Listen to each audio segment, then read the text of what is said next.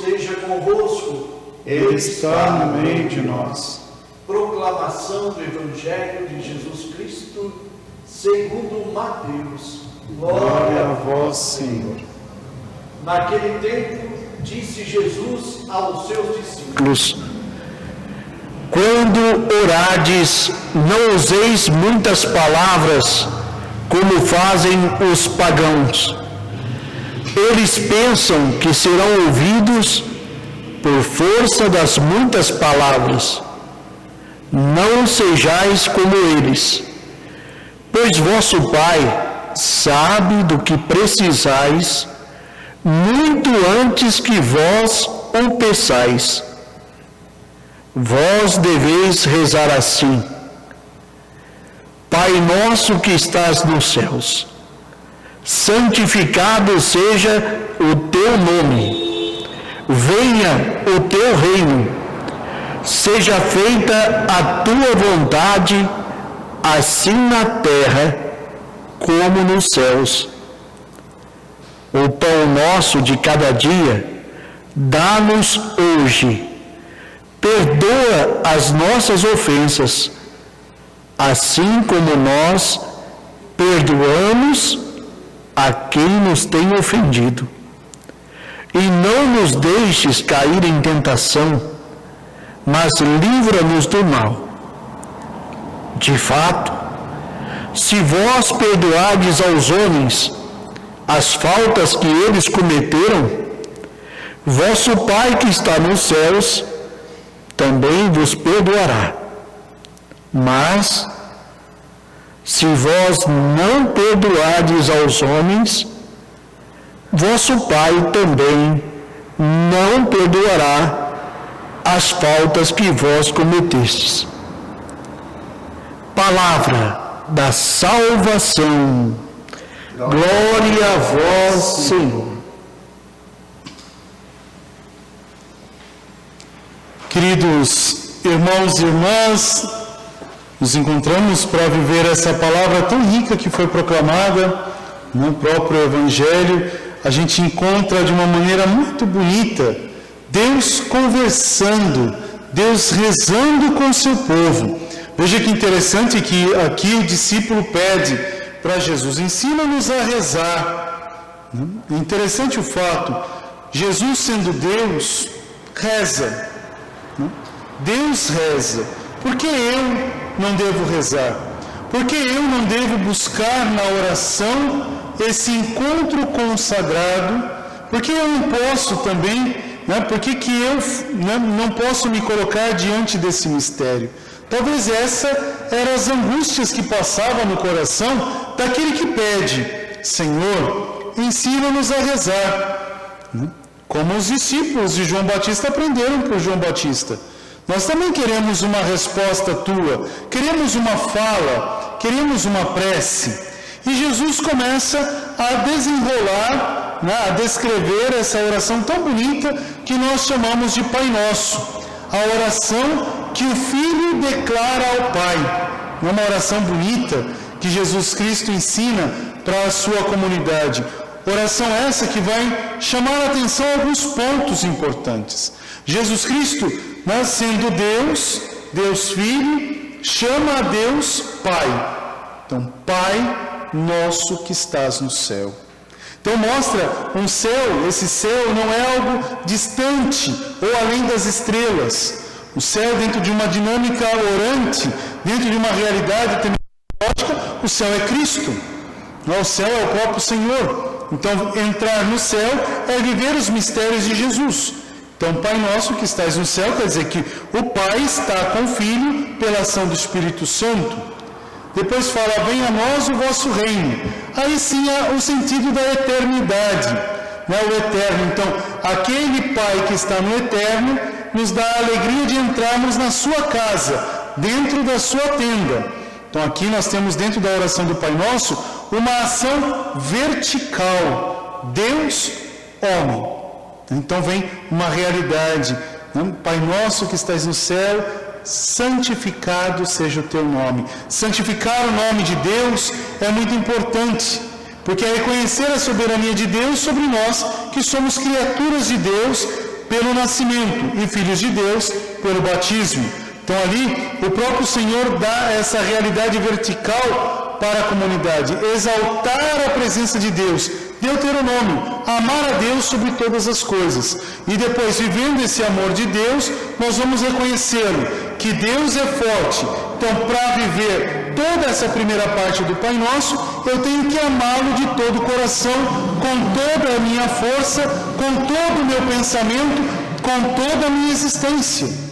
Então a gente começa a viver essa realidade do Pai Nosso, que faz um paralelo, vamos dizer assim, uma coisa que pode dizer assim, uma ponte com o primeiro mandamento. Olha que ação bonita. Então Deus nos quer nessa primeira realidade, honrar a Deus, amar a Deus. Depois vem uma ação vertical. Se eu consigo chamar a Deus de Pai, e santificado seja o seu nome, venha a nós o vosso reino, eu vou pedir o que para Deus? Seja feita a tua vontade. O texto, nós em português, falamos a vossa vontade. O português traduzido dentro dos textos bíblicos fala a tua vontade, porque a vontade é de um único Deus, né, de uma presença real.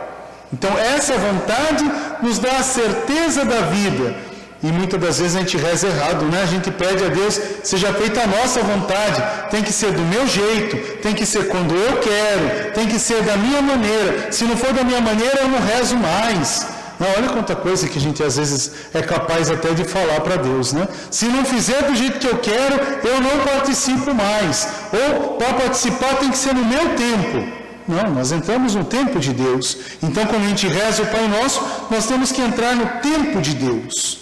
Então, essa primeira parte vertical nos ensina essa alegria de entrar nessa casa de Deus. E aonde Deus habita? No coração do homem. Então, pelo batismo, Deus faz a sua tenda na minha e na tua existência.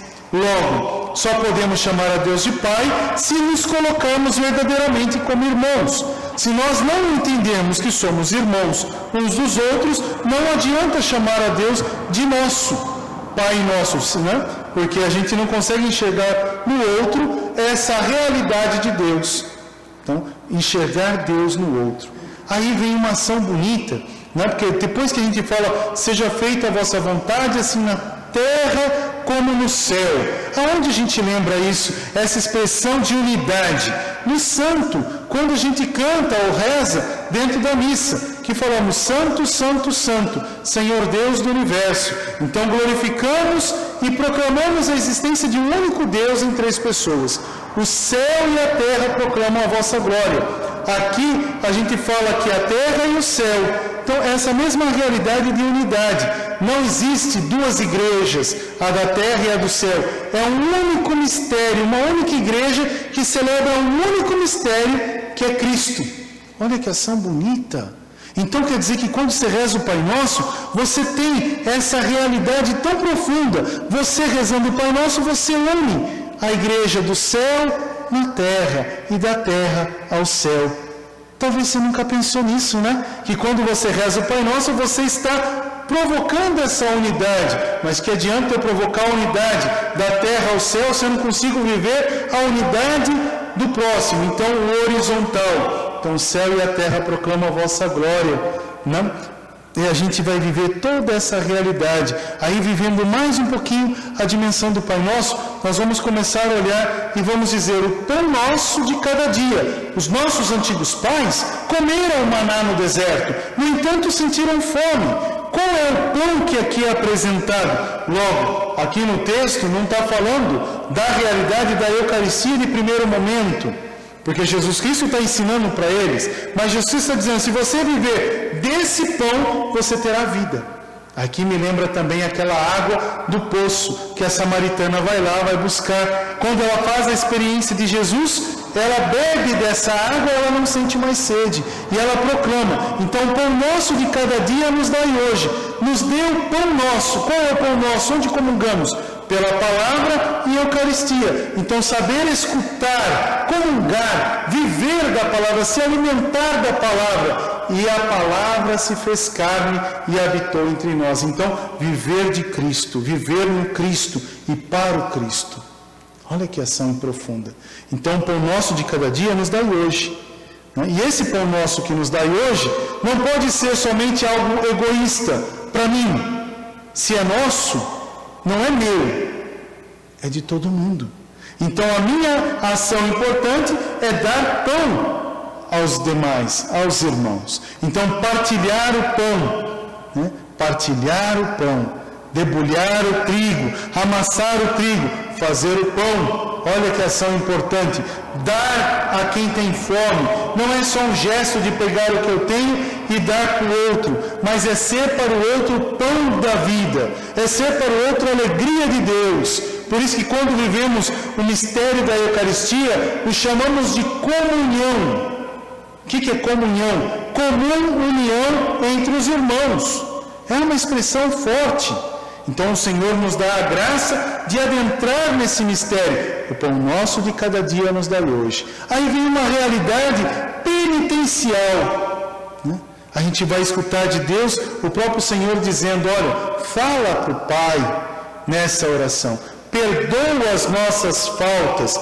O texto original fala, perdoa as nossas dívidas. Perdoa as nossas dívidas, as nossas pendências. Significa o quê? A gente lembra uma grande festa judaica chamada Pessah. Essa festa do Pessah, o Pessah significa uma dimensão de passagem, Páscoa. Mas para viver o Pessah, nós temos que viver o Yom Kippur, uma outra festa judaica. E essa festa significa a festa do perdão.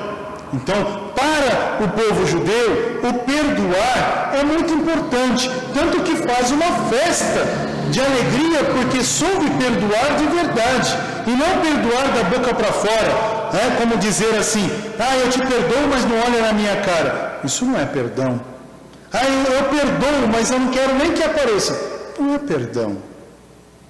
O perdão nasce de dentro, o perdão no sentido de comunhão, de entrega. Por isso que ele fala, quando diz no início dessa oração, o que ele diz? Não seja como os ignorantes, como os pecadores, ali no sentido de pagão, esse texto fala pagão, o texto original fala hipócrita. O que quer dizer hipócrita? Aquele que não tem juízo diante da realidade, o sem juízo, o que não fala a verdade, o que não proclama uma ação de fé. E aqui a gente observa bem isso. Perdoa as nossas faltas. Então a gente pede aquela realidade de Páscoa, mas viver esse grande Kippur, o Purim, que daí a gente vai chamar na festa do Yom Kippur, vamos viver o Purim, que quer dizer o perdão de todas as suas dívidas. Então, viver o perdão de todas as realidades, não é perdoar somente a parte, mas perdoar na totalidade, perdoar tudo, porque Deus perdoa. Se Deus perdoa, quem sou eu para não perdoar? Olha que ação importante, quem sou eu para não dar o perdão? Porque todo mundo sonha ser amado, ninguém sonha ser odiado. Mas por que vivemos o ódio? Porque o amor não entrou na plenitude dentro da gente.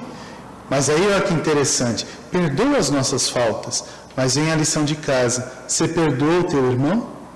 Como nós perdoamos a quem nos tem ofendido, verdadeiramente perdoamos? Olha que essa parte da oração do Pai Nosso nos faz meditar bastante sobre esta realidade. Mas a gente pede uma coisa para Deus. A gente fala, não nos deixe cair em tentação. Cair em tentação dentro desse mistério seriam as enfermidades. Não nos deixe ficar enfermos. Cura a nossa alma e nos dá a vida.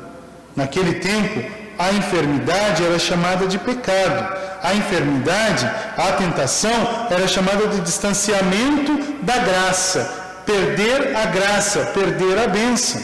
Então não nos deixe perder a bênção, porque se eu não consigo amar de verdade, eu estou tirando a bênção do meu lar, da minha casa. Então temos que proclamar a bênção. Livra-nos de todo o mal. Então livra-nos, o texto original fala, livra-nos das amarras do maligno e nos dê a certeza da vida. Olha que ação importante. A oração do Pai Nosso, se nós formos rezar, ela tem um sentido bonito se você for olhar para a tua existência. Ela mostra todo o caminho da nossa existência.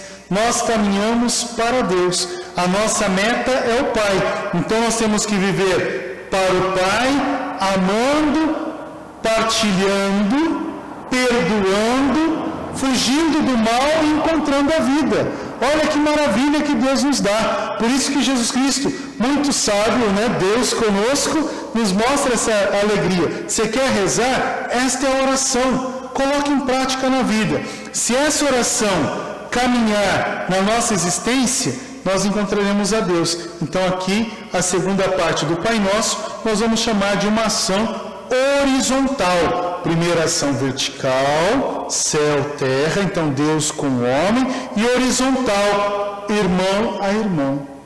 E fazemos a oração do Pai Nosso. Olha que grandiosidade que Deus nos dá. Se pegarmos lá Deuteronômio, quando vai falar da dimensão das leis, vai olhar para aquela realidade: amarás a Deus de todo o teu coração, com toda a tua alma, com toda a tua força e com toda a tua existência. Ação vertical. E ação horizontal: ame o teu próximo como você gostaria de ser amado. A segunda parte do Pai Nosso. Então, se a gente parar um pouquinho e meditar, todas as vezes que a gente rezar o Pai Nosso, é um exercício que Deus nos dá para viver o amor em meio, Jesus em meio a nós. Olha que ação grandiosa que Deus nos oferece hoje. Então, pratica a oração do Pai Nosso. Não só reze, porque nós muitas das vezes podemos cair no perigo de ter a oração do Pai Nosso como uma oração mecânica. E a gente até reza cantando, né? Pai Nosso que estás no céu, santificado seja o vosso nome. Parece que está narrando um jogo de futebol. Quando termina, grita gol. Não é bem por aí. Nós temos que meditar palavra por palavra, rezar palavra por palavra. Oxalá, se a gente pudesse dizer assim: puxa vida, a oração do Pai Nosso, ela dá um retiro de uma semana. Basta que você saiba meditar passo a passo a grandeza, a profundidade, sondar a profundidade desta oração. Que o Senhor nos abençoe e nos guarde, que Ele nos dê o sentido da vida e que a gente possa rezar o Pai Nosso. Nós vamos rezar na missa daqui a pouquinho, que a gente possa rezar o Pai Nosso com essa mesma intensidade de unidade, de comunhão, de fraternidade. Louvado seja o nosso Senhor Jesus Cristo, para sempre seja louvado.